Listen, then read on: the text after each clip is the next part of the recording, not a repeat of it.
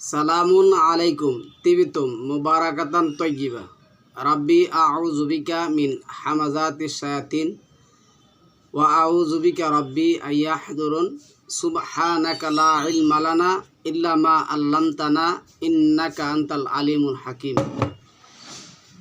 সালামুন আলাল মুরসালিন আলহামদুলিল্লাহি রাব্বিল আলামিন।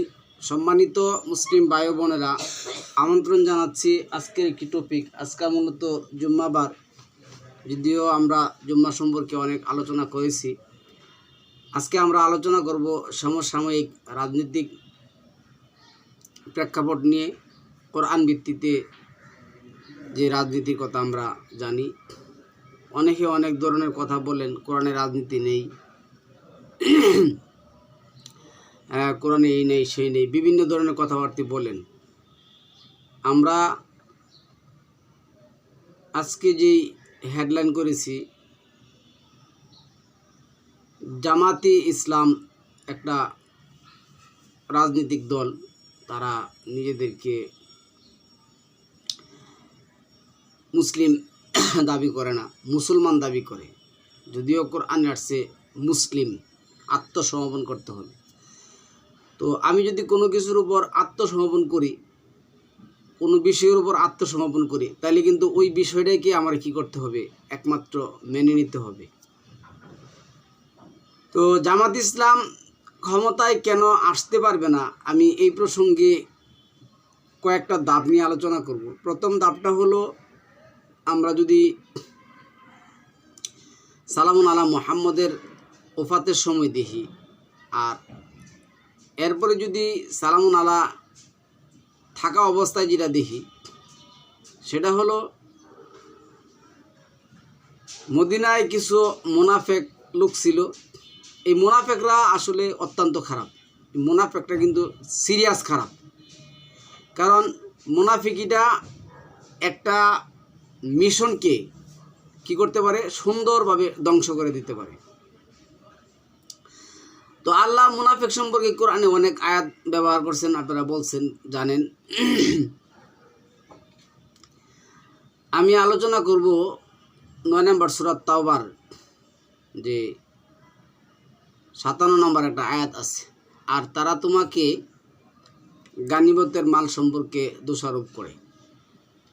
59 নম্বর সূরা হাসরের 7 নম্বর আয়াতের মধ্যে লাস্টের অংশে আল্লাহ বলছেন, মা আতাআকুম রাসূল ফাহুজুহু আমা নাহাকুম আনহু ফান্তাহু। নবী তোমাদেরকে যা দেয় তা নাও। এখন এই প্রচলিত তথাকথিত নামদারি বুহারি মুসলিমের অনুসারীরা ওরা বলতেছে নবী বুহারি মুসলিমের মধ্যে হাদিস দিয়ে গেছে। এই জন্য এখন এই সমস্ত যে যেটা বলে, এটাই এখন কি হয়ে যায়, হাদিস হয়ে যায়, দলিল লাগে না। আর দলিল না লাগলে কি হয়, কিছুদিন আগে যে মসজিদের মধ্যে খ্রিস্টানদের যে ধরা পড়ছে, কেন তারা জানে সুবহানাল্লাহ, আলহামদুলিল্লাহ, আসসালামু আলাইকুম রহমতুল্লাহ কি কি আছে প্রচুর, এগুলি কোনো দলিল নাই। সুতরাং এগুলি যে ভালো সুন্দর করে বলতে পারবে, যেমন আমি এত সুন্দর করে ভালো করে বলতে পারি না, বিধায় আমার ভিডিও কেউ দেখতে চায় না। তারপরও আপনাদের সামনে যতটুক যেহেতু কইরা আসছি, করার ইচ্ছা জাগে তাই বলি। তো আজকের বিষয়টা আমি শোনার জন্য আপনাদেরকে আহ্বান করব এই কারণে, দেখুন,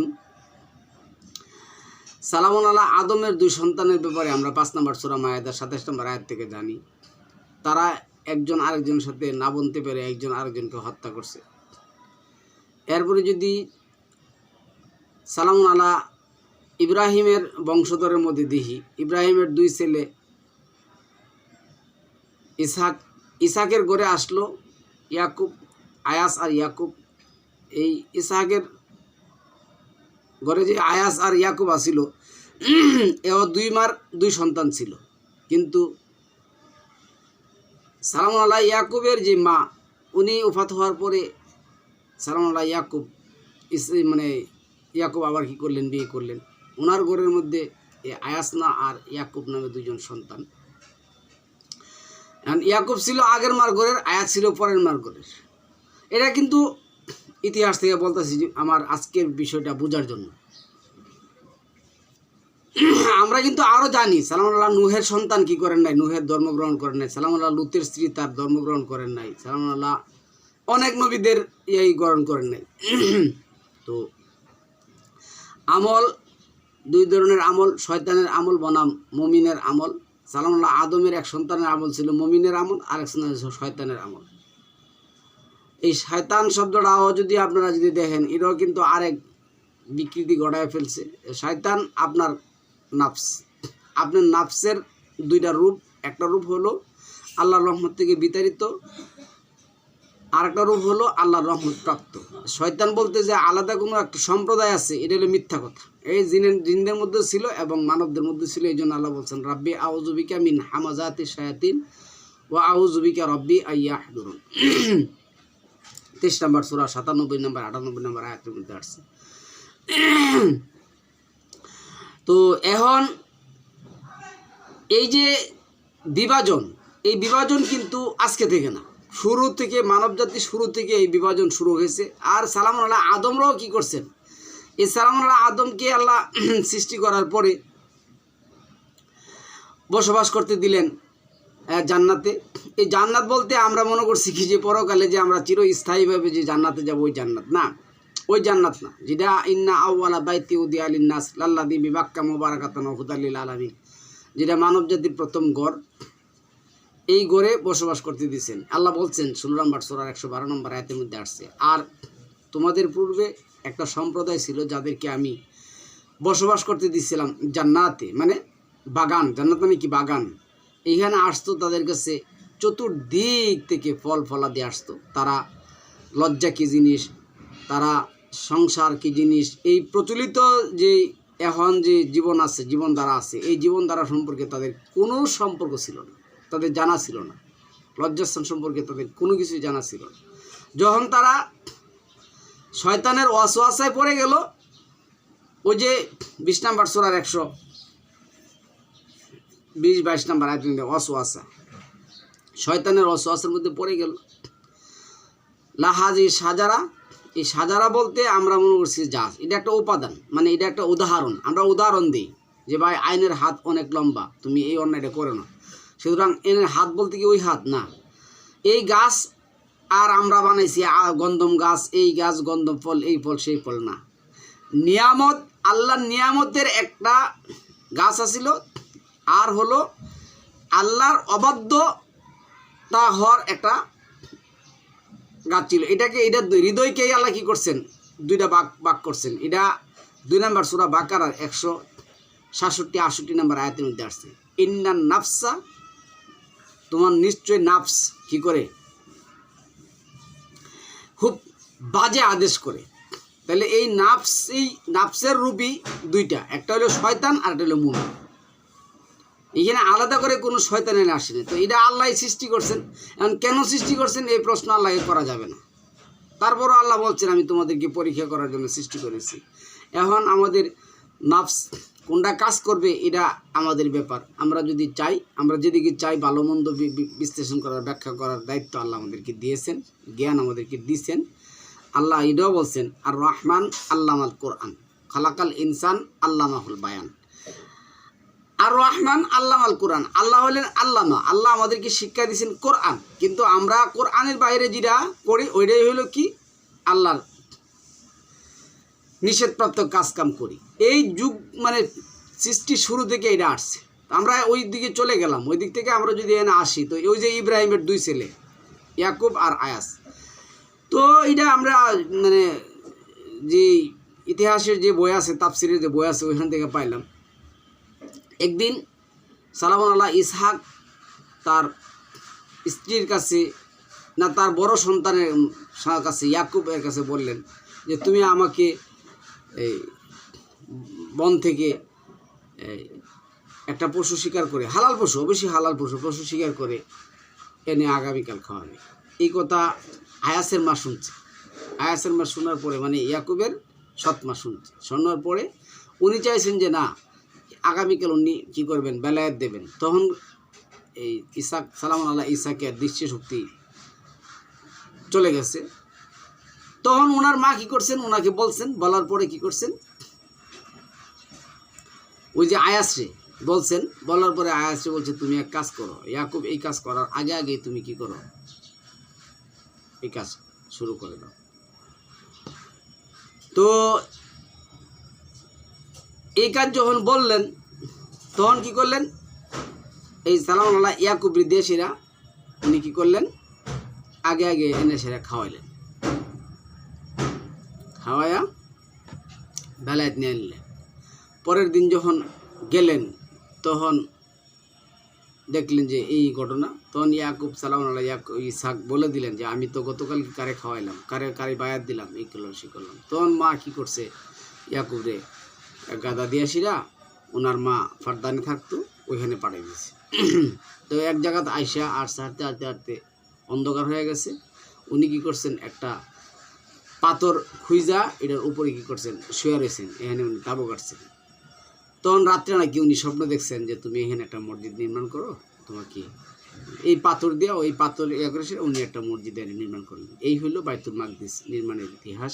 আরাও যেটা বলে, কিন্তু ওরা বলতেছে কি যে সালামুন আলা মুহাম্মদের কেবলা ছিল, প্রথম কেবলা ছিল কি বাইতুল মাকদিসের দিকে। আমি আপনাদেরকে একটা প্রশ্ন করি, প্রশ্নটা হলো সালাম আল্লাহ মুহাম্মদের প্রথম কেবলা যদি বাইতুল মাকদিসের দিকে হয়ে থাকে, তাহলে এই যে কাবাঘর, এই কাবাঘর মানব জাতির প্রথম ঘর, এটা প্রমাণও আছে। সালাম আল্লাহ আদম যখন আদমের আগেও একটা সম্প্রদায় যখন ছিল, বসবাস করতেছিল, তারা একটা অন্য একটা সম্প্রদায় ছিল বসবাস, তখন এই ঘর। তারপরে আদমের পরে এই যে সালামুন আল্লাহ নুহের যে যৌদি পাহাড়, এই যৌদি পাহাড় আছে এনে সেরা কি লাগছেন, নৌকা সেরা এনে টেকছেন। তারপরে সালামুন আল্লাহ মুসার নিদর্শন কি আছে এখানে আছে। এবং সালামুন আল্লাহ ইব্রাহিমকে বললেন তুমি কাবাঘর কি করো, নির্মাণ করো। 2 নম্বর সূরার 128-29 নম্বর আয়াতের মধ্যে আছে। তো সালামুন আল্লাহ ইব্রাহিম, সালামুন আল্লাহ ইসমাইল, ইসাক, এরপরে যত নবী আছে সমস্ত নবী এই সালামুন আল্লাহ মুহাম্মদের আগে, তো তারা তো এই ঘর নির্মাণ করছেন, কাবাঘর নির্মাণ করছেন। তো সালামুন আল্লাহ ইব্রাহিম এই ঘর নির্মাণ করলেন। এরপরে আল্লাহ তাকে 16 নম্বর সূরার 123 নম্বর আয়াতের মধ্যে বললেন সুম্মা আওহাইনা ইলাইকা আনিত্তাবি মিল্লাতা ইব্রাহিমা হানিফা, আমি ওহি করছি তুমি কি করো, ইব্রাহিমের মিল্লাত অনুসরণ করো। তো ইব্রাহিমের মিল্লাত কি, মাকামে মাহমুদ যেটা আছে বর্তমান যেটা আছে, আল্লাহ যেটা বলছেন এই 28 নম্বর সূরা দেখবেন যে 57 নম্বর আয়াতের মধ্যে আসছে, আল্লাহ একটা কি করছেন, হারাম তৈরি করছেন, কিন্তু হারাম আইন তৈরি করেন নাই। এমন তো মদিনারও হারাম আইন বলে, মক্কারও বলে, আবার ওইটারও বলে, আল্লাহ একটা তৈরি করছেন। তো সালামুন আল্লাহ মুসার তো এনে আসতে বলছেন 5 নম্বর সূরা, যদি আপনি দেখেন মানে এই ধরুন 20 নম্বর থেকে যদি আপনি 26 নম্বর আয়াত দেখেন, দেখবেন যে সালামুন আল্লাহ মুসার সম্প্রদায়কে বলছিল তোমরা ওইখানে যাও। তার সবাই তো এই কথাই বলছেন। তো ওইটা আসলো কিতাব কই থেকে?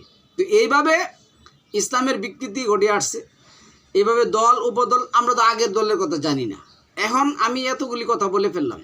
এখন আসুন সালামুন আল্লাহ মুহাম্মদ থাকা অবস্থায় তারা ওই যে আমি বললাম 9 নম্বর সূরা 55 থেকে 57 নম্বর আয়াতের মধ্যে তারা গানিমতের মান নিয়ে এসে সালামুন আল্লাহ মুহাম্মদকে দোষারোপ করতো। পরে আল্লাহ বলতে বাধ্য হয়েছেন মা আতাআকুম রাসূল ফাহুজুহু ওয়া মা নাহাকুম আনহু ফান্তাহু, নবী তোমাদেরকে যা দেয় তাই নেও, যা থেকে তোমাদেরকে বিরত থাকতে পারে তা তোমরা বিরত থাকো। এখন ওইটা তো বললো। তো এই নবী সালামুন আল্লাহ নবী ও সালামুন আল্লাহ মুহাম্মদ ওফাত হওয়ার পরে এইখানে কয়েক দল তৈরি হলো। কি দল তৈরি হলো? এই যে সালামুন আল্লাহ নবী মুহাম্মদের যে আহাল পরিবার, মানে ফাতেমা রাদিয়াল্লাহু তাআলা আনহু, আলী রাদিয়াল্লাহু আনহু, তালহা, জুবায়ের, আব্দুল্লাহ বিন আওয়াম, এই যে একটা পরিবার, তারা কি করলেন, সালামুন আল্লাহ মুহাম্মদের দাফন কাফন ওনাকে মারিস্থ করার জন্য ব্যস্ত হয়ে গেলেন। আর আরেক লোক আয়াসিরা উমর রাদিয়াল্লাহু তাআলা আনহুর কাছে এবং আবু বকর রাদিয়াল্লাহু তাআলা আনহুর কাছে বললেন, বনি সাকিফায়ে সাইদার বাড়িতে কি হয়েছে, লোকজন জড়ো হয়েছে, আব্দুল্লাহ বিন আবু সারারি কী করবে, এই আনসারদের মধ্যে উনি নেতা বানাবে। তখন ওরা বললো যে না, আইম্মাতিন কোরাইশদের মধ্যে নেতা হবে, অন্য অন্যরা নেতা হতে পারবে না। তখন তারা ওইখানে গিয়ে সেরা বক্তব্য দিলেন। বক্তব্য দেওয়ার পরে তাদের মধ্যে হত্যাকাণ্ডগুলো লেগে গেল। এখানে অনেক দলে উপদলে বিভক্ত হয়ে গেল। দলে উপদলে কী হলো, বিভক্ত হয়ে গেল।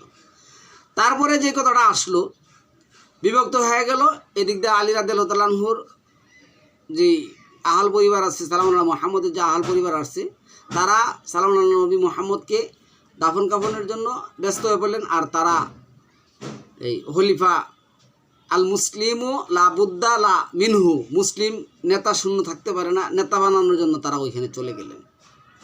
এখন যে কে নেতা আমি তো জানি না, এখন কে নেতা কাকে মানে পৃথিবীর ইতিহাসে মুসলিমদের নেতা আছে বলে আমার জানা নেই।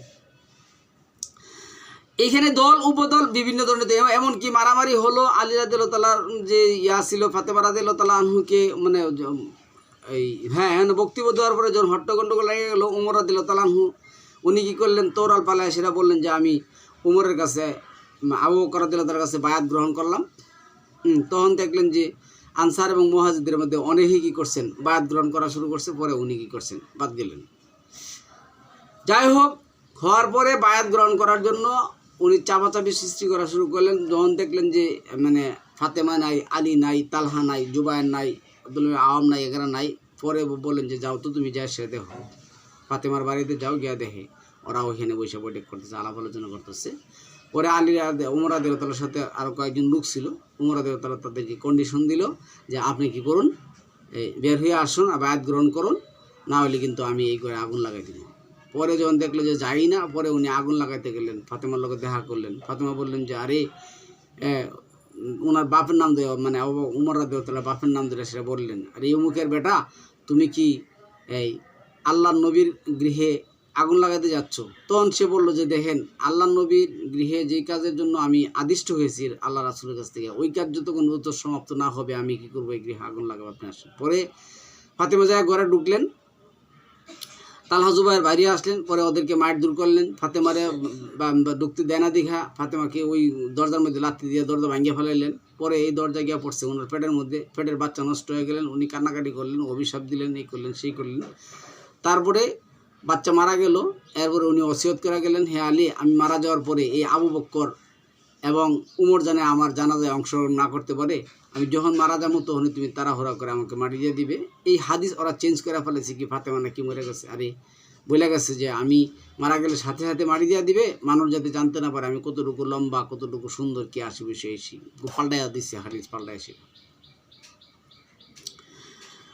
তো যাই হোক, এগুলি শুরু থেকে ছিল এই মুসলমানদের মধ্যে, এই তথাকথিত মুসলমানদের মধ্যে এটাই ছিল। কিন্তু আল্লাহ 3 নম্বর সূরা আল ইমরানের যে 103 নম্বর আয়াতের মধ্যে বলছেন, ওয়াহতাসিমু বিহাবলিল্লাহি জামিয়া ওয়ালা তাফাররাকু, তোমরা পরস্পর বিচ্ছিন্ন না হয়ে মহান রবের রজ্জুটাকে একত্রিত হয়ে ধারণ করো। কিন্তু এই আয়াত কি আল্লাহ যে বললেন ওয়ালা তা, ওই যে 5 নম্বর আয়াতে যে কথা বললেন, আর তোমাদের পূর্বে যারা ছিল তারা বিভিন্ন দলে উপদলে বিভক্ত হয়েছে। তারা পূর্বে কারা ছিল, তাদের পূর্বে কারা ছিল, তারা দলে উপদলে কি হয়েছে, বিভক্ত হয়েছে। ইয়াহুদি এবং খ্রিস্টানদের মধ্যে অনেক দল উপদল ছিল, এরা আল্লাহ বলছেন। তো এখন এই দল উপদল ইসলামের মধ্যে আছেই, চলছেই। কিন্তু আল্লাহ এই দল উপদল ব্যাপারে যেটা বলছেন, যে 6 নম্বর সূরা আল আনামের এই 159 নম্বর আয়াতের মধ্যে, মিনাল্লাযিনা ফাররাকু দীনাহুম ওয়াকানু শিয়া, যারা দিনের মধ্যে দল তৈরি করে তাদের সাথে হে নবী তোমার কোনো সম্পর্ক নেই। দল তৈরির কাজ হচ্ছে শয়তানের। 36 নম্বর সূরার 60-61 নম্বর আয়াতের মধ্যে আসছে। তো এখন আমি আপনাদেরকে এই কথা তো বললাম, এইখানে আলী রাদিয়াল্লাহু তাআলা আনহুর এটি তো আপনি জানেন। আপনি যে মনে করুন যে মানে ওমর রাদিয়াল্লাহু তাআলা আনহু যখন খলিফাতুল মুসলিমিন ছিলেন, এই খলিফাতুল মুসলিমিন তাহার পরে কারণে তাহার সময় এই ওয়াহাসি আরও কত তারা নিজেদেরকে নবী দাবি করছে, এই করছে সেই করছে, নবুয়তের নবী দাবি করছে, কতটা করছে। তো সম্মানিত ভিউয়ার্স, এই যে দলাদলি, পরে লাস্টে কী হলো, এই দলাদলির কারণে কিন্তু উমর রাদিয়াল্লাহু তাআলা আনহুর জীবন গেল। আবু লুলুল কী করলেন, উমর রাদিয়াল্লাহু তাআলা আনহুরে হত্যা করলেন। এরপরে এই হত্যার বৈধতা দিলেন। এখন এই যে প্রচলিত যে শিয়া সমাজ আছে, যারা ইরানে আছে, তারা কিন্তু এইভাবেই লেখা রাখছে, আসসালামু আলাইকুম ইয়া আবু লুলুল, তোমার উপর শান্তি বর্ষিত হোক হে আবু লুলুল, তুমি একজন কাফের কি করছো, হত্যা করছো। এই কাফেরকে উমর রাদিয়াল্লাহু তাআলা। তারপরে উসমান রাদিয়াল্লাহু তাআলা আনহুরে হত্যা করতে গেলেন, এই আবু বকর রাদিয়াল্লাহু তাআলা আনহুর ছেলে সহ গেলেন। অনেকে বলে উনি আইসা পড়ছেন এই ঘটনাটা আমাদের প্রমাণ করার কোনো দরকার নেই, কারণ এগুলো আমাদের ইসলামের কোনো কারণ না। আমি বলতেছি এই যে জামাত ইসলাম, এই জামাত ইসলাম আসলে বা আসতে পারবে কি না, আসলে কি হবে, এইটা আরেকটা টপিক। কিন্তু এই জামাত ইসলাম কখনো ক্ষমতায় আসতে পারবে না, আর আসেও যদি কি হবে এটা নিয়ে আসলে আমি আরেকটা টপিক করবো ইনশাল্লাহ রাজিজ। আসতে পারবে না কেন আমি এটা বলতেছি, কারণ বাংলা একটা কথা আছে, ঘরের ইঁদুরে যদি বেড়া কাটে, এই বেড়া কি করা যায় না, ঠিক রাখা যায় না। এখন দেখুন এখানে এই তো সাহাবাদের বেলা এনে গেল, আলী রাদিয়াল্লাহু তাআলা আনহুর ইয়ার বেলা কি জানে রে, ওনাকে খলিফাতুল মুসলিমিন করার সময় এই মুয়াবিয়া কি করছে লাগছে। মুয়াবিয়ার ব্যাপারে মারওয়ানের শাসন আমলটা একটু আমি বলে নেই। নাম মারওয়ান এবং পিতার নাম হাকাম, 2-5 অথবা 8 হিজরিতে জন্মগ্রহণ করেন। মক্কা বিজয়ের দিন মারওয়ানের পিতা উমাইয়া বংশের অন্যান্যদের সাথে ইসলাম গ্রহণ করে। উমাইয়া কিন্তু গোপনে গোপনে সে মুসলমানদের বিরুদ্ধে গোয়েন্দাগিরি করে। সে কারণে নবী সাল্লাল্লাহু আলাইহি ওয়াসাল্লাম তাকে তার পরিবার পরিজন সহ তায়েফে কি করলেন, নির্বাসিত করলেন। এই লোক সালাম আলা মোহাম্মদ জন মক্কায় গেলেন, ওইখানে ওনার কাছে ওহি হলে এও বলতো মদিনায়, আরে মদিনায় গেলেন তো হে মক্কায় থাকতো, মক্কা থেকে বলছে আমার কাছে ওহি হয়, তো তারা নির্বাসন দিলেন। হযরত উমর রাদিয়াল্লাহু তাআলা আনহু খিলাফত কাল পর্যন্ত হাকাম ও মারওয়ান দুজনেই তায়েফে বসবাস করে, তাদের জন্য মদিনা আসার অনুমতি ছিল না। হযরত উসমান রাদিয়াল্লাহু তাআলা আনহু তার খিলাফতকালে তাদেরকে মদিনায় নিয়ে আসে। যে লোককে আল্লাহ কি করলেন, আল্লাহ রাসূল কি করলেন, নির্বাসন দিলেন, ওই লোককে হযরত উসমান রাদিয়াল্লাহু তাআলা আনহু খিলাফতকালে তাকে মদিনায় নিয়ে আসেন। শুধু মদিনায় নিয়ে আসেনই না, এই লোককে উনি কী করেন, গভর্নর পদে নিযুক্ত করেন। এই ব্যাপারে তিনি নবী সাল্লাল্লাহু আলাইহি ওয়াসাল্লামের নিকট থেকে অনুমতি লাভ করেছিলেন। কিন্তু আরেকটা এদের বইয়ের মধ্যে সিরাতে ইবনে হিশাম আছে, যখন উসমান রাদিয়াল্লাহু তাআলাকে মদিনায় নিয়ে আসলেন, আল্লাহ রাসূলের কাছে অনুমতি চাইলেন এবং রাখলেন, তখন উনি হাও বললেন না, নাও বললেন না। পরে যখন উনি চলে গেলেন তখন বলল যে তারা, আমি যখন চুপ ছিলাম তখন তুমি তাকে হত্যা করলে না, তার গর্দান উড়াই দিলে না কেন? হ্যাঁ, তখন বললেন যে আল্লাহ, আমরা কীভাবে বুঝতে পারবো যে আপনি তার প্রতি রাজি আছেন না আছেন, আপনি তো চুপ ছিলেন। আচ্ছা, যদিও তা কার্যকরী করার অবকাশ তিনি পেয়েছিলেন না, ওই না মানে দেন নাই, ওনাকে এই অনুমতি দেন নাই, কিন্তু উনি এই কাজটা করছেন। যাই হোক, এই লোক কত যে খারাপ ছিল। অর্থাৎ ওমর রাদিয়াল্লাহু তাআলার খিলাফত কাল পর্যন্ত হাকাম ও মারওয়ান দুজনেই তায়েফে বসবাস করে, তাদের জন্য মদিনায় আসার অনুমতি ছিল না। হযরত উসমান রাদিয়াল্লাহু তাআলা আনহুর খিলাফত কাল তাদেরকে মদিনায় নিয়ে আসেন এবং এ ব্যাপারে তিনি নবী সাল্লাল্লাহু আলাইহি ওয়াসাল্লাম থেকে অনুমতি লাভ করেছিলেন, যদিও তা কার্যকরী করার অবকাশ তিনি পেয়েছিলেন না। হযরত উসমান রাদিয়াল্লাহু তাআলা আনহু মারওয়ানকে তার সচিব তথা চিফ সেক্রেটারি নিয়োগ করেন। এই লোকের ছিল মুয়াবিয়ার সাথে যোগাযোগ। তো এই যে নিয়োগ করছেন, এনে বিশাল এক ঘটনা আছে। এই লোক কত খারাপ লোক ছিল। যখন এই উসমান রাদিয়াল্লাহু তাআলা আনহু আমিরুল মুমিনিন হলেন, তখন মুয়াবিয়া দামেস্কে ছিলেন। তখন উনি গভর্নরগুলি কী করছেন, উমর রাদিয়াল্লাহু তাআলা আনহু যদি নিয়োগ করে গেছেন ওইগুলি সব উনি চেঞ্জ করে দিয়েছেন। চেঞ্জ করে উনি কী করছেন, মারওয়ান বংশ থেকে সবগুলি, ওই যেমন আমাদের শেখ হাসিনা যা করছিল, তার আত্মীয় স্বজন বন্ধু বান্ধব সব আনি ঢুকাইছে।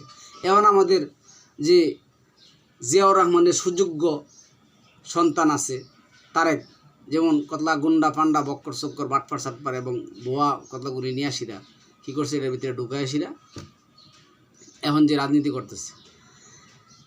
সম্মানিত ভিউয়ার্স, আপনারা হয়তো বলতে পারেন যে আমি এই পার্টি করি ওই পার্টি করি। আমি কোনো পার্টি করি না, আমি নাম দেওয়া সেটা স্পষ্টভাবে বলার চেষ্টা করতেছি। যেমন জামাত ইসলাম যে কথা বলতেছে আমরা এই করব সেই করব, প্রথম কথা হলো ওসিয়ত করার মালিক, মানে প্রথম কথা হলো ওসিয়ত, যেটা এই যে ওসিয়তের মধ্যে প্রতিশ্রুতি দেওয়ার মালিক একমাত্র আল্লাহ। তারা কিন্তু প্রতিশ্রুতি দিয়েছে, কোরআনের কোথাও বলে নাই তুমি তাদের কাছে প্রতিশ্রুতি দাও। কোরআনে যে কথাটা বলছে, ইয়া আইয়ুহার রাসূল বাল্লিগ মা উনজিলা ইলাইকুম মির রাব্বিক, আমি যা কি করছি মানুষের জন্য বাল্লিগ করছি, নাজিল করেছি, তুমি তা কি করো প্রকাশ করে দাও। তুমি প্রতিশ্রুতি দিতে যাও না। সালাম আল্লাহ মোহাম্মদ কোনোদিনও প্রতিশ্রুতি দেন নাই। তো এগুলি তো ধর্মের লোক না, এগুলি তো আরও নিকৃষ্ট। এগুলি আসলে যদি হবে এই প্রচলিত তথাকথিত যে মধুদিবাদের ধর্ম আছে এবং যে তাদের যে এই ইমামগঞ্জ থেকে তারা যা পাইছে, আসসালামু আলাইকুম রহমতুল্লাহ, হাইয়া আল্লাহ সাল্লাহ, হাইয়া আল্লাহ ফাল্লাহ, কাদ কামাদিস সাল্লাহ, এই যে নামাজ নাই, কোরআনে কোথাও এই ধরনের নামাজ নেই, এটা চালু করবে। কোরআনে কোথাও এই প্রচলিত আজান নাই, কোরআনে কোথাও এই প্রচলিত কালেমা নাই, এগুলি চালন করবে। আচ্ছা, আমি ওই দিকে আরেকটা আলোচনা করি। এগুলি যে যা কোরআনে নাই এগুলি তো তারা কী করবে, চালন করবে। তাদের ধর্ম তো ওইটা, তাদের ধর্ম তো কোরআন না। সুতরাং এরা কোরআনের নাম দিয়া ধর্মের 12টা বাজাবে, আর ওই সুযোগ্য সন্তান ক্ষমতার লোভে সব কিছু করার চেষ্টা করবে। তারপরে এখানে যে কথাটা আসছে, হযরত উসমান রাদিয়াল্লাহু মারওয়ানকে তার সচিব তথা চিফ সেক্রেটারি নিয়োগ করেন, খলিফা সিলমোহর ও তার হাতে অর্পণ করে। মানে উসমান রাদিয়াল্লাহু আনহুর যে সিলমোহর তা দিল। হে কী করছে জানেন, এই ওই মুয়াবিয়া যখন এখানে গভর্নর নিলেন, তখন উনি কী করলেন, মানুষের উপর অত্যাচারী স্টিম রোলার চালালেন। যারা তার মতের বাহিরে কাজ করে বা ইয়া করে তাদেরকে উনি কী করে, এমনকি এই যে আয়েশার যে ভাই আব্দুর রহমান, ওরে দামেস্কের থেকে ধরে এনে সেটা কেমনে কী করলো, গাদার চামড়ার ভিতরে, জ্যান্ত মানুষকে গাদার চামড়ার ভিতরে ঢুকায় সেটা আগুন লাগাই দিচ্ছে, আগুন লাগাই মারছে। তো এই ইয়া করার পরে, অভিযোগ করার পরে তখন এই 2 জন পাঠালেন, এই আমির মুয়াবিয়া মৃত্যুর এই যে মারওয়ান, এই বেটা কী করলো, এই যে সে কী করলো জানেন, এই খলিফার সিলমোহর ব্যবহার করে সেরা উসমান রাদিয়াল্লাহু আনহু পাঠাইলো, সতর্কতা করলো এবং এগুলি থেকে এগুলি জবাবদাহিতার জন্য দূত পাঠাইলেন। কিন্তু উসমান রাদিয়াল্লাহু আনহুর কাছে এর সিলমোহর, উসমান রাদিয়াল্লাহু আনহুর সিলমোহর ব্যবহার করে সেটা সব দিয়ে সিরা আরেকজন লোক পাঠাইলেন, হাফসি লোক, তুমি যা সেরা এই চিঠি মুয়াবিয়ার কাছে দিও যে এরা তোমার কাছে পয়সার সাথে সাথে কী করবে, তাদেরকে তুমি হত্যা করবে। পরে যাই হোক ধরা পড়ছে, এটা আছে, যাই হোক।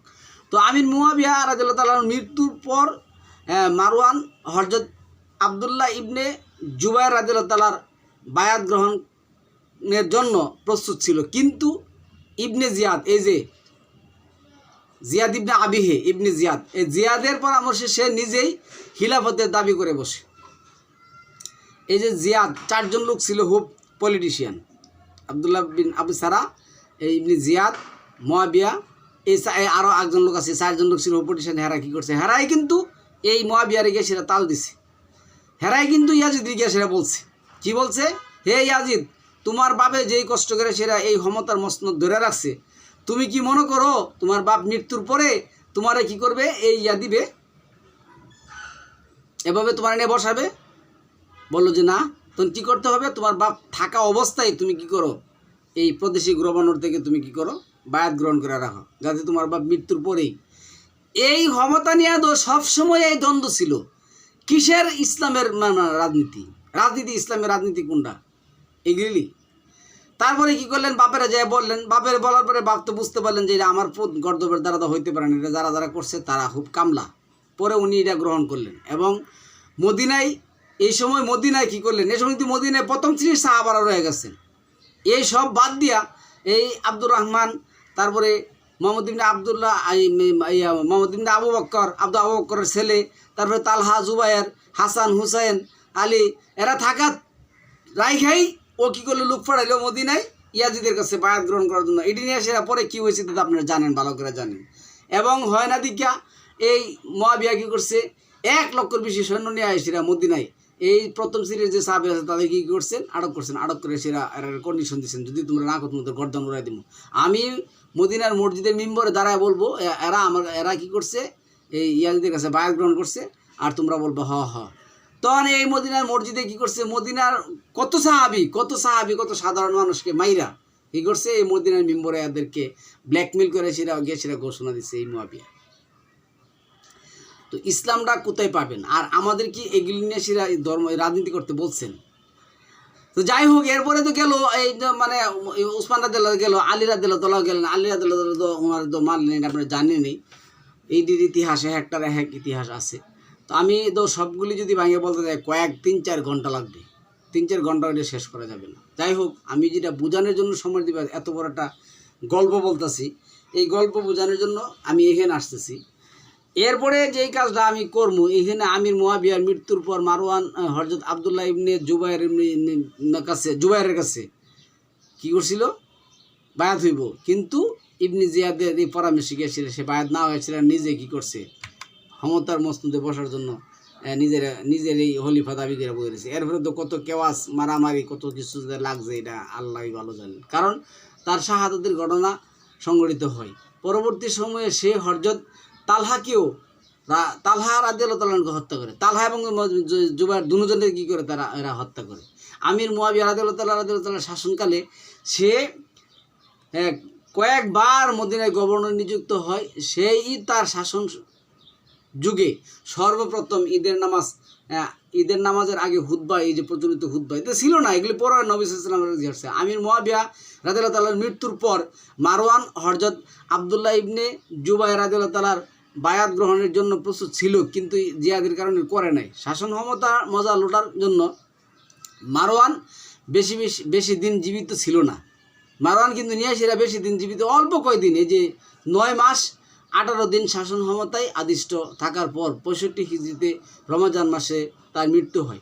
মৃত্যুর পূর্বে সে খালিদ ইবনে ইয়াজিদকে, মানে মারওয়ানের যে খালিদ ইবনে ইয়াজিদকে পরবর্তী শাসক হওয়ার সুযোগ থেকে বঞ্চিত করে তার 2 পুত্র আব্দুল মালেক ও আব্দুল আজিজকে যথাক্রমে এই রাজ ক্ষমতার অধিকারী বলে ঘোষণা করে এবং খালিদকে হেয় প্রতিপন্ন করার জন্য, এই যে খালিদ, এরা কিন্তু ছিল ইয়াজিদের 2 সন্তান, এদেরকে দেয় নাই। এই মারওয়ান কি করছে, এই মুয়াবিয়ার বউরে বিয়া করছে, বউরে বিয়া করে সেরা ওই কি করছে, ওর 2 পুত্র আছিল, এই যে 2 পুত্র আব্দুল মালেক ও আব্দুল আজিজকে এরারে কি করছে, ওই ক্ষমতার মসনদে বসানোর জন্য চেষ্টা করছে। কিন্তু ওরা কি করছে, ঘরের ভিতরে রাইহা বালির চাপা দিয়া সিরা এই বাচ্চারা কি করছে, মাইরা ফালাইতে রাখছে, পরে দ্বারে নিতে পারে। আর কত কাহিনী কিচ্ছা, এইগুলো তোমার এই যে নবীর আমলের যে কাহিনী, নবীর পূর্বের আমলের কাহিনী, এরপরে লেগে এরপরে সময় দিবার্স আমি আপনাদের কাছে যে একটা কাহিনী বলে আমি ওখানে আসবো।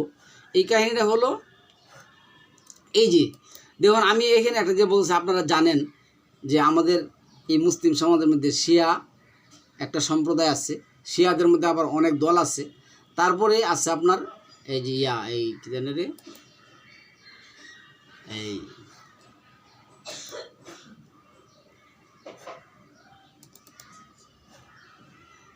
আচ্ছা, তারপরে আছে সম্মানিত ভিউয়ার্স আমাদের মধ্যে এই যে এই আহলে সুন্নাত আল জামাত। এই আহলে সুন্নাত আল জামাত এই 2টা দলের মধ্যে আবার অসংখ্য দল আছে। শিয়াদের মধ্যে যে আছে হেরিজা আছে, কুর্দে আছে, মুদাজিলা আছে। এখন এইখানে একটা ঘটনা আমি আপনাদেরকে আনছি, এটা সিরিয়ার বাশার আল আসাদের যে ঘটনাটা, এই ঘটনাটা আমি একটু পড়ি, আপনারা একটু যদি শুনেন মনোযোগ দিয়া। এইখানে কি হয়েছে দেখুন, এইখানে যে কারণটা হয়েছে, এই যে এটা পড়তে একটু সময় লাগবে আপনার। মধ্যপ্রাচ্যের দেশ সিরিয়া, শাসক হাফেজ আল আসাদ, এই যে হাফেজ আল আসাদ, ওই বাশার আল আসাদ, হাফেজ আল আসাদ, তার ছেলে বাশার আল আসাদ। এই হাফেজ আল আসাদের ছেলে এলো বাশার আল আসাদ। করতে কী আসছে, আচ্ছা আপনারা কিন্তু এই যে চেঙ্গিস খানের আমলের কথা জানেন, তারপরে সুলতান সালাউদ্দিন আল কানুনের আমলের কথা জানেন। কি জানেন, ক্ষমতা টিকিয়ে রাখার জন্য নিজের সন্তানকে কী করছে, ওরা হত্যা করছে, আর দাসীবাদীর তো হত্যা করছে। এরপরে আপনারা আব্বাসী আমলের কথা জানেন, এটিও ভালো করে জানেন। এইটি গেলই, কিন্তু আমি এখানে যেই পয়েন্টটা আনবো, যদি আপনারা একটু মনোযোগ দিয়ে শুনেন তাহলে জিনিসটা বুঝতে পারবেন। এনেছি কি, মধ্যপ্রাচ্যর দেশ সিরিয়া, শাসক হাফেজ আল আসাদ, এই তার ছেলে হচ্ছে বাশার আল আসাদ।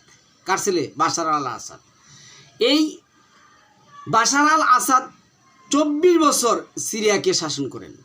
2011 সালে বাশার আল আসাদের শাসনকালে শুরু হয় গৃহযুদ্ধ, শুরু হয় সিরিয়ায়। এই উনি কী করছেন, কত বছর ছিলেন দেখেন। পশ্চিমী রয়েছে এইখানে ভূমধ্যসাগর, লেবানন, আচ্ছা ইসরায়েল, ফিলিস্তিন, উত্তরে তুরস্ক, পূর্বে ইরাক, দক্ষিণে জর্ডান, এক সময় সে ভিয়েত ইউনিয়ন ছিল, সাথে অনেকগুলি দেশও ছিল। বর্তমান বিশ্বের মানচিত্রের দিকে তাকালে যেই প্রমাণিত হয় সোভিয়েত ইউনিয়ন ভেঙে যাওয়ার পর তারা চলে যায়। সোভিয়েত ইউনিয়ন ভেঙে যাওয়ার পর তারা কি করে এতে চলে যায়। এরপরে যেটা আসছে দেখুন, এনে আমি যে বলতেছি,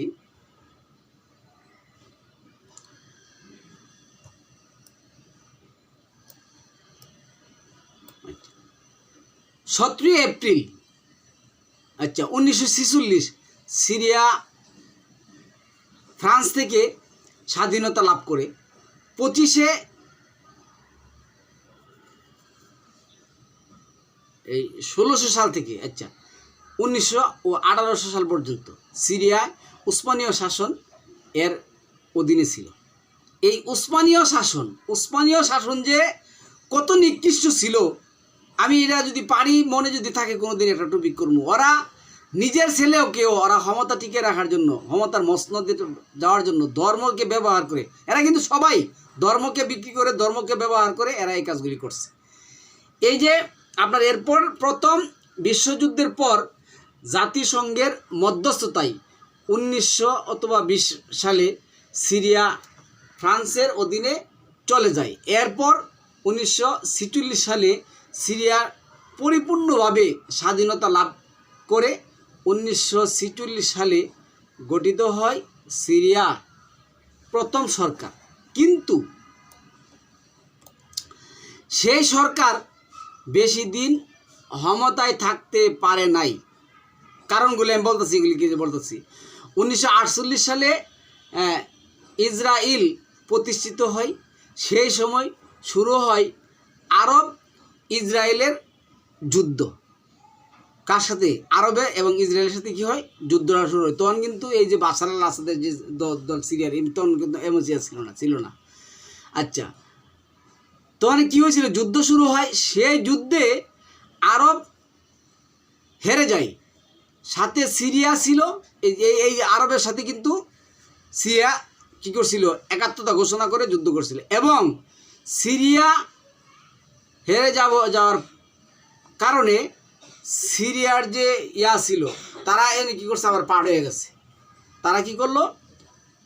কোয়াটুলিস, সিরিয়ার জনগণ প্রেসিডেন্ট কোয়াটুলিকে দুষ্টায় শুরু করে। ওই যে যখন এই আরব আর ইসরায়েলের সাথে যুদ্ধ হয়, তখন এই যে কোয়াটুলি ছিল শাসক, তখন এই কোয়াটুলি কী করছে? আরবের সাথে একসাথে যুদ্ধ করছে। এই যুদ্ধ করার কারণে এই সিরিয়ার জনগণ কী করছে? ওনারে দোষারোপ করা শুরু করছে। লাগছে এক গণ্ডগোল। দেন কী থেকে কী হয়েছে আমি বলতেছি কারণটা। তার বিরুদ্ধে সিরিয়ার জনগণ রাস্তায় নেমে আসে। প্রেসিডেন্ট কোয়াটুলি সামরিক আইন জারি করে সিরিয়াতে ইসরায়েলের সাথে যুদ্ধে হেরে যাওয়ার দায় সেনাবাহিনীর উপর চাপিয়ে দেন। উনি কী করছেন? এই যুদ্ধ কোয়াটুলি কী করছে? এই হারার দায় সেনাবাহিনীর উপরে কী করছে? ন্যস্ত। এটা কিন্তু সিরিয়ার এক এই ইসরায়েলের এক কূট ষড়যন্ত্র। সিরিয়ার প্রেসিডেন্ট সেনাবাহিনীকে চাকরি থেকে বরখাস্ত করেন। উনি কী করছেন? এই সেনাবাহিনীর উপরে দুধ খালি চাপাই দেন নাই, সেনাবাহিনীর দুধ চাপাই দিয়েছেন এবং এদেরকে কী করছেন? চাকরি থেকে বরখাস্ত করে দিয়েছেন। তারপরে কী হচ্ছে? যার কারণে সিরিয়া, ইসরায়েল এবং আমেরিকা চিরশত্রু। এছাড়া সিরিয়ায় তখন কার সরকার? সিরিয়ার উপর দিয়ে সৌদি আরব থেকে লেবানন উপর দিয়ে ভূমধ্যসাগরের পর্যন্ত একটি তেলের কি পথ আসতো, পানি দিয়ে আসতে নিয়ে বাদ দেয়, বন্ধ করে দেয়। বন্ধ করে দিয়ে সিরিয়ার সরকার তখনকার কমিউনিস্ট দলগুলিকে বিশেষ সুযোগ করে দিয়েছিল। এই যে আসেন দল কেমনে সৃষ্টি করছে দেখেন। যার কারণে আমেরিকা সিরিয়ার সরকারের বিরুদ্ধে কি করে? উঠে পড়ে লেগে গেছে। তারপরে কি দেখেন, CIA এজেন্ট এখন এদিকে আজকার তো না ভাই, এটা আমি কিসের জন্য বলতেছি? বলতেছি এই কারণে, জামাত ইসলাম ক্ষমতায় আসলে কি হবে, আর জামাত ইসলাম ক্ষমতায় আসলে কি হবে এটা তো আমি বলবই। আর জামাত ইসলাম ক্ষমতায় কেন আসতে পারবে না, কি করছে দেখেন। আসছে CIA এজেন্টরা সিরিয়ার সেনা বাহিনীর প্রধান, এই যে সেনাবাহিনীর প্রধান আল জাইমি জাইম আল জাইম এর সাথে যোগাযোগ করেন, যাকে সিরিয়ার প্রেসিডেন্ট সেনাবাহিনীর পদ থেকে সরিয়ে দিতে চাচ্ছিলেন। কেমনে লাগে দেখেন। এই আরব আর ইসরায়েল যখন যুদ্ধ লাগলো, তখন এই সিরিয়ার প্রেসিডেন্ট যে কোয়াটুলি, তিনি কি করলেন, আরবের পক্ষ নিলেন। আরবের পক্ষ নেওয়ার পরে উনি কি করলেন, হেরে যখন গেলেন, তখন এই সিরিয়ার লোকগুলি এই কোয়াটুলির দোষারোপ। এই কোয়াটুলি কি করলেন, এই দোষ সেনাবাহিনীর উপরে চাপাই দিলেন। সেনাবাহিনীর উপরে চাপাই দিয়ে সেনাবাহিনীর যে প্রধান, তাকে কি করলেন, ক্ষমতাচ্যুত করার চেষ্টা করলেন এবং ক্ষমতাচ্যুত করেও ফেললেন। করার পরে উনি কি করলেন জানেন, যখন এখানে দেখলেন যে সেনাবাহিনীর কি করছে, ক্ষমতাচ্যুত করছে, তখন কি করছে, CIA এজেন্টরা এই সেনাবাহিনীর প্রধানের লোকে যোগ করে সেনাবাহিনীর প্রধানকে তাল তুল দিয়ে বলছে, তোমরা আমাদেরকে ইয়া করো, আমাদের কথা শোনো, আমরা তোমাদেরকে কি করব, ক্ষমতায় বসাবো। পরে কি করছে দেখেন, এই যে আল জাইম আমেরিকার এজেন্টের সাথে চুক্তি করে যে আমি যদি অভ্যুত্থান ঘটাবো, তাহলে তাকে সিরিয়ার প্রধান হিসাবে মানবে কিনা আমেরিকা। হ্যাঁ ঠিক আছে মানবো, সমস্যা নেই, আপনি করেন, অসুবিধা নেই। দেন কি করছে পরে, কে লেগে গেলে বলতেছে, আমি বলবো, আমি শেষ করতেছি। যদি তাকে স্বীকৃতি দিল, মানে তারা সে স্বীকৃতি দিয়ে দিল যে হ্যাঁ ঠিক আছে, আপনি এগুলি করেন, আমরা স্বীকৃতি দিলাম, তিনি সিরিয়ার বিরুদ্ধে যাবেন না এবং সিরিয়ার উপর দিয়ে পাইপলাইন নিতে সাহায্য করবেন। ওই যে পাইপলাইন যখন বন্ধ করে দিছে, তখন এরা বলছে যে আপনি যদি আমাদেরকে সিরিয়ার উপর দিয়ে সেটা পাইপলাইন নিতে সহায়তা করেন, তাহলে আমি কি পূর্ণ সহযোগিতা করবো। তাহলে আজকাল সময় যদি আসছে, যখন এই লোকের এই যে সেনাবাহিনীর যখন এরা সাহায্য সহযোগিতা করতে আসছে, ওরা কি মুসলিম ছিল? আমেরিকার এরা কি মুসলিম ছিল? ইসরায়েল কি মুসলিমা ছিল? তো কার কথা শুনে এই যে এটা মানে বিরোধী, মানে এই যে একটা অমুসলিমদের যে একটা তাল, এই যে অমুসলিমরা যে সব সময় মুসলমানদের মধ্যে কি করে এই লাগায় রাখে, এটাতে কি প্রমাণ হয় না? এরপরে কি করছে দেখেন, পাইপলাইন নিতে সাহায্য করবেন, তিনি তাদের সাথে কথা দেন। আচ্ছা, কী হয়েছে, বামপন্থীদেরকে দমন করবেন, এই শর্ত আমেরিকা রাজি হয়। তখন সিরিয়ার ইতিহাসে প্রথম সামরিক অভ্যুত্থান ঘটে। আচ্ছা, 30 মার্চ 1949 সাল সিরিয়ার ইতিহাসের প্রথম সামরিক অভ্যুত্থান হয়। সেই অভ্যুত্থানে কোনো মানুষ মারা যায়নি। পৃথিবীর ইতিহাসে এটাই ছিল সেনাবাহিনীর মধ্যে প্রথম অভ্যুত্থান। তাহলে আজকের যে এই সেনাবাহিনী আছে,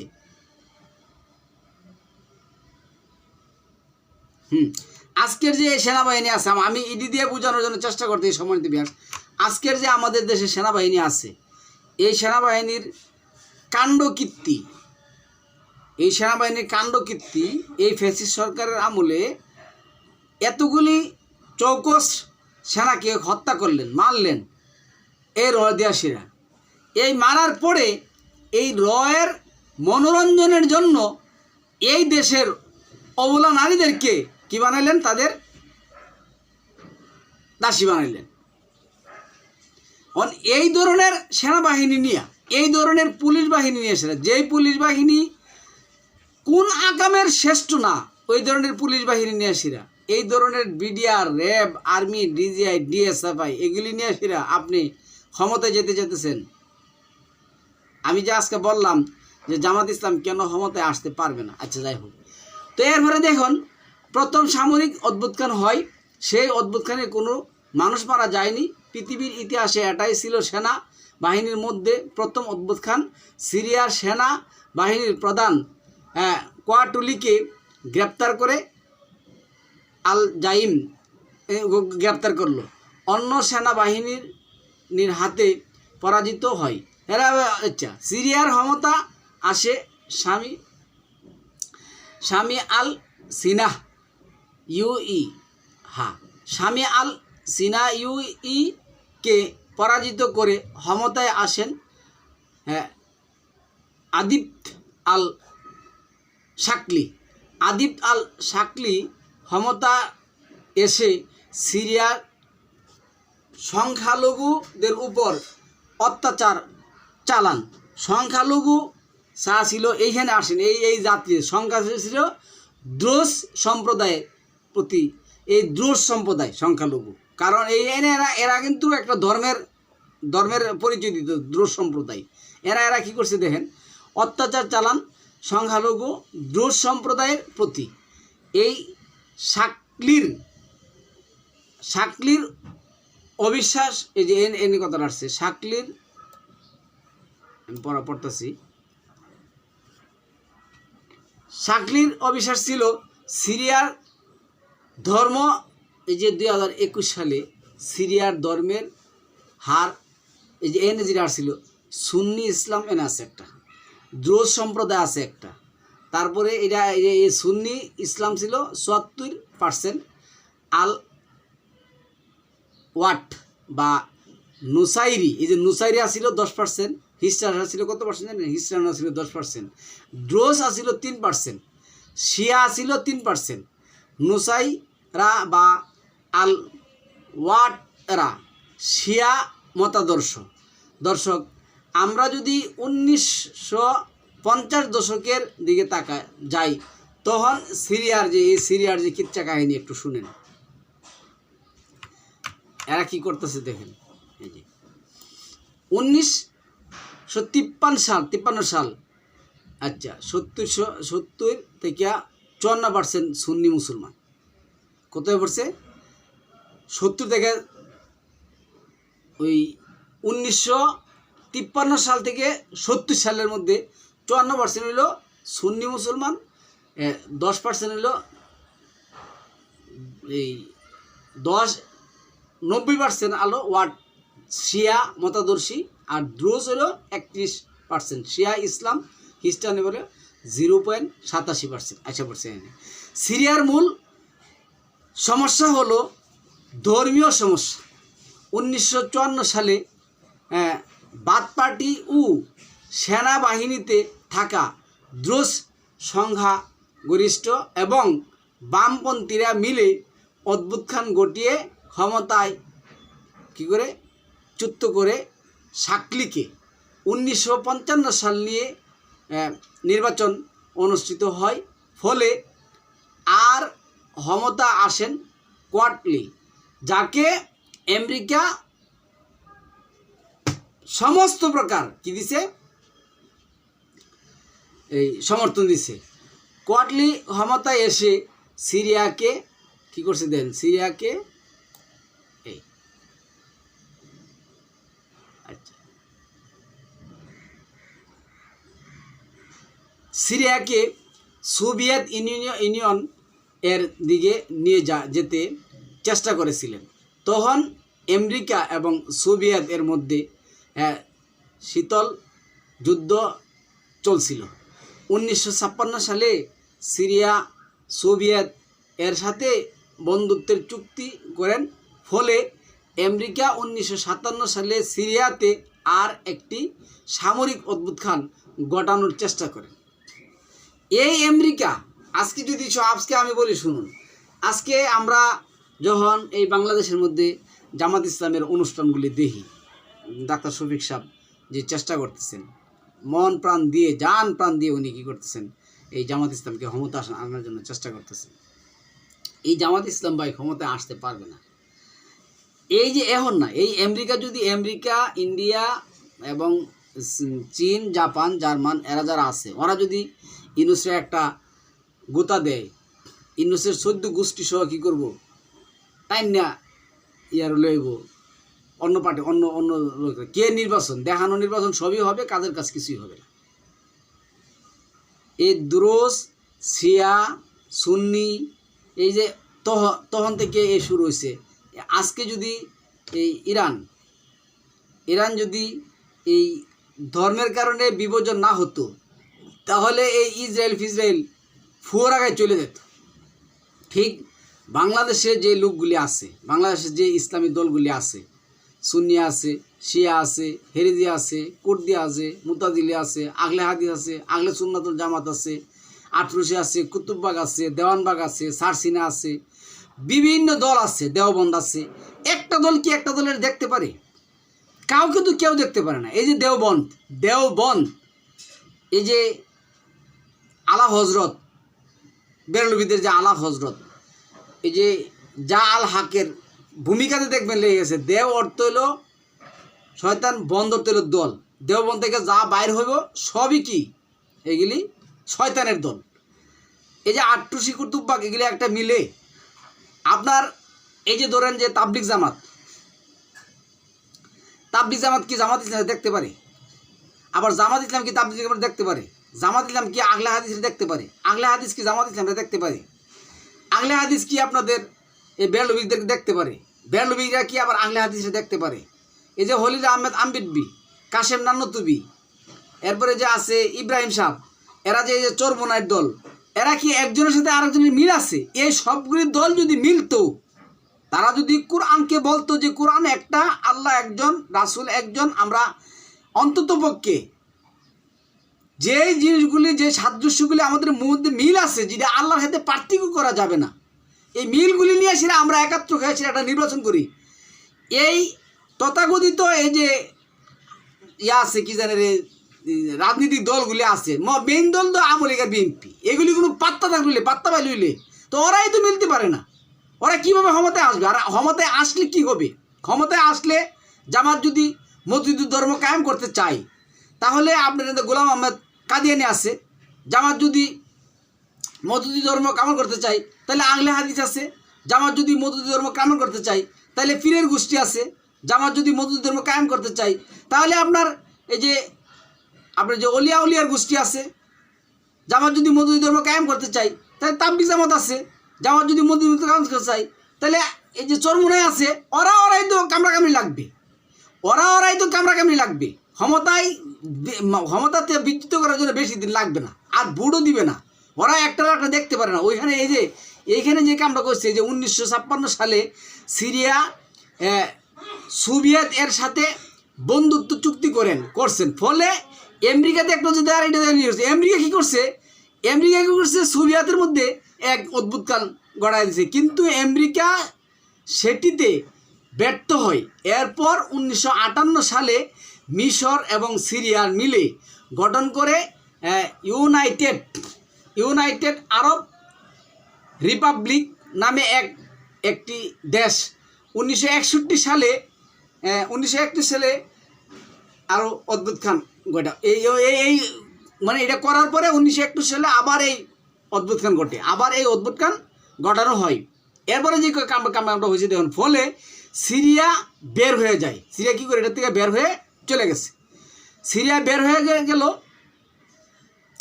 পরে কি হয়েছে দেখেন। আচ্ছা, বের হয়ে যায় আরব রিপাবলিক থেকে। 1963 সালে আরব এই যে সোশ্যালিস্ট বাদ পার্টি সিরিয়ান, এই যে এনে আছে, এগুলি সব আছে। দেখেন কি করছে এরা কি করছে। ওইখান থেকে আসতে হবে আমাদের। আঞ্চলিক সাহার এবং সিরিয়ান সেনা বাহিনীর কয়েকটি অংশ মিলে অদ্ভুতখান ঘটায় 1963 সালে। সামরিক অদ্ভুতখানের একটি দিক, এই অদ্ভুতখানের জন্য সরাসরি সাইদি দিয়েছিল এই যে নুসাইরিন গোত্রে এবং সংখ্যালঘুর দল। তাদের মধ্যে উল্লেখযোগ্য ছিল মোহাম্মদ ইমরান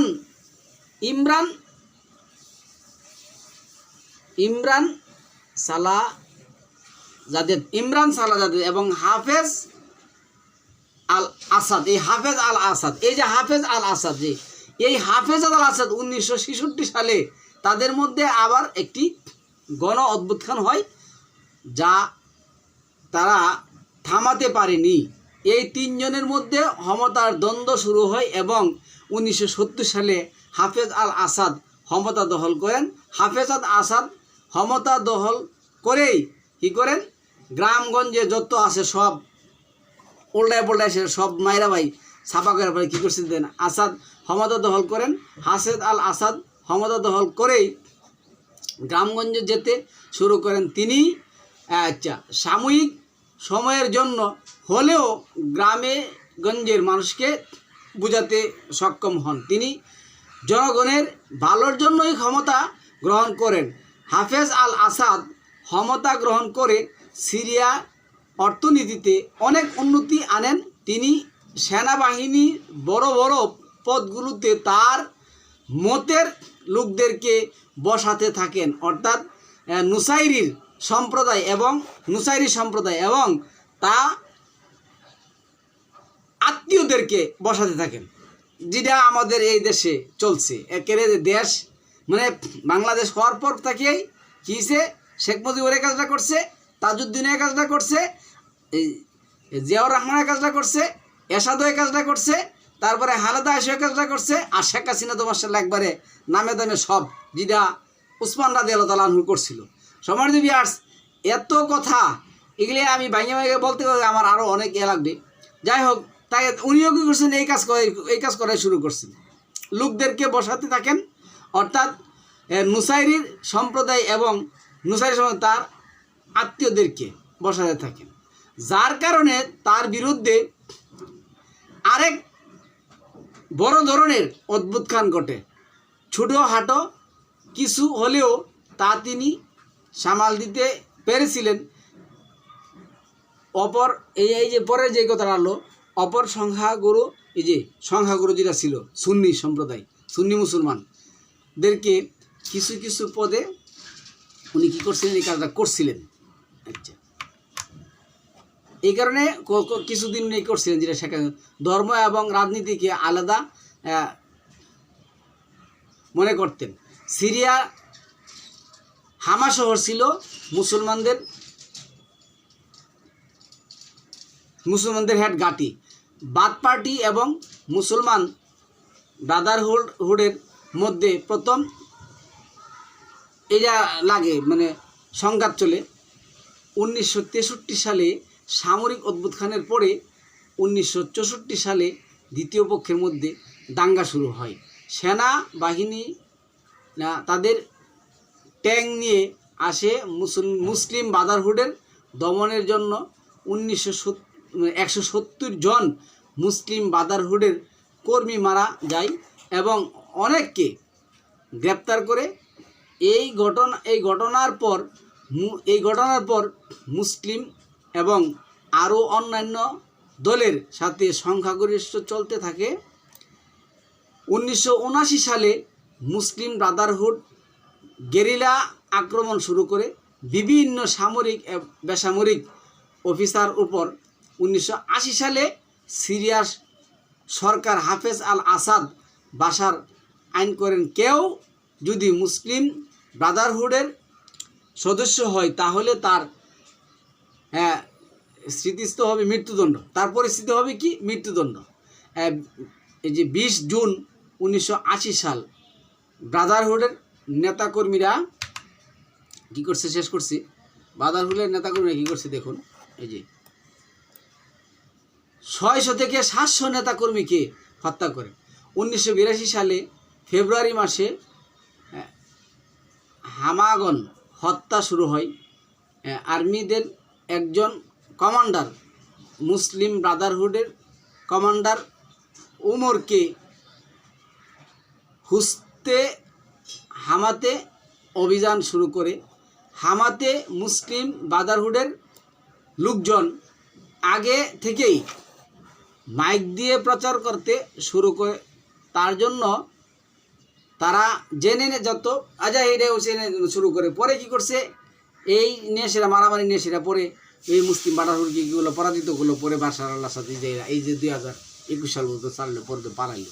আমি বলতেছি এই মুসলিম সমাজটা কোনো সময় একেবারে আদম থেকে শুরু করে এই পর্যন্ত কোনো সময় তারা কোরআন মানে নাই, কোনো সময় তারা কোরআন মানেন নাই। যারা নবী রাসূল ছিলেন তাদেরকে আল্লাহ ওহীর জ্ঞান দিয়েছেন, তারপরেও এই যে 22 নম্বর সূরা 52 নম্বর আয়াতের মধ্যে আসছে, হে নবী আমি তোমার উপরে অনেক নবী রাসূল কি করছি, প্রেরণ করেছি। যখন তাদের কাছে ওহী করেছি তারা কি করছে, আমার ওহীর মধ্যে তামান্না করেছে।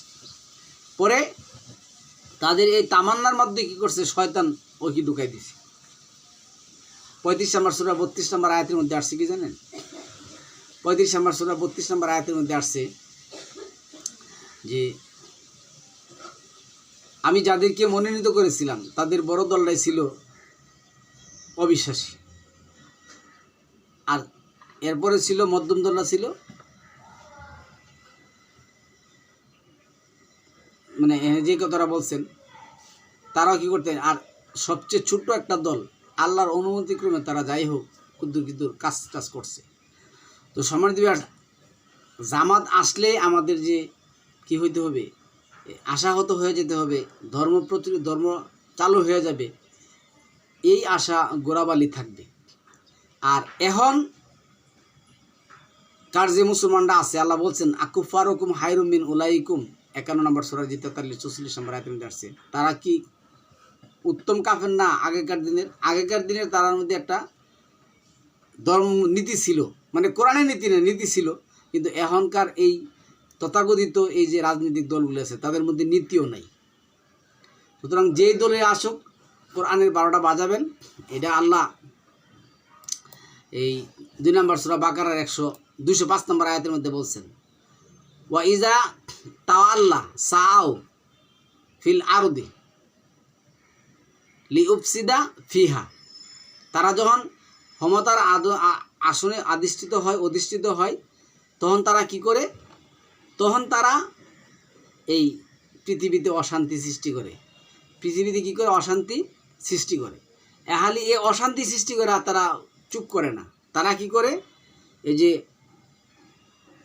তারা এই আল্লাহর যে সৃষ্টি আছে, আল্লাহর সৃষ্টির যে আল্লাহর প্রাকৃতিক আছে যে গাছপালা বন জঙ্গল আছে এগুলি সব উদ্ধার করার কি করে চেষ্টা করে। এই যে 2205 আছে এই কথাটা। এখন এইখানে যে কথাটা আছে 2205 এই যে আছে, ওইদা তাওয়াল্লা সাআউ ফিল আরদি লিউফসিদা ফিহা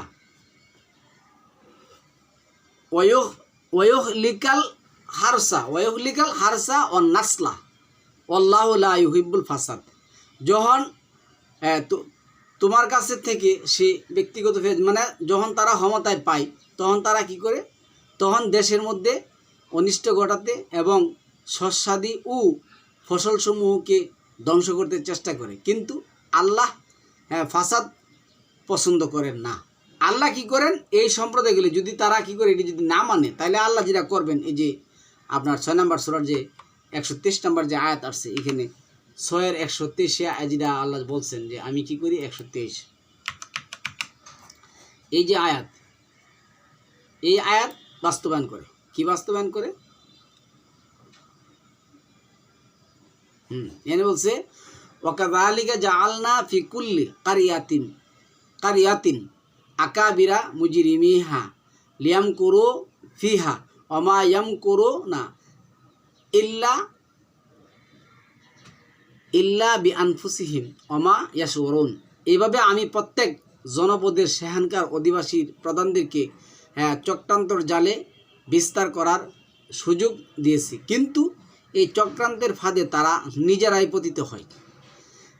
এই যে শেখ হাসিনা কী করছেন, যে চক্রান্ত গড়াইছেন এই চক্রান্তের জালে উনিই পড়ছেন। আবার এখন যারা ক্ষমতায় আসবেন, আর জামাত আসুক আর বিএনপি আসুক, আইসা চক্রান্ত করবেন, করে সেরা এই চক্রান্তের ফাঁদে উনিই করবেন। কিন্তু আল্লাহ যেটা বলছেন 24 নম্বর সূরার যে আয়াত আছে এই আয়াতের মধ্যে আল্লাহ বলছেন কি, আর আমি মুমিনদের সাথে ওয়াদা করেছি তাদেরকে জমিনে কি করব, প্রতিষ্ঠিত করব।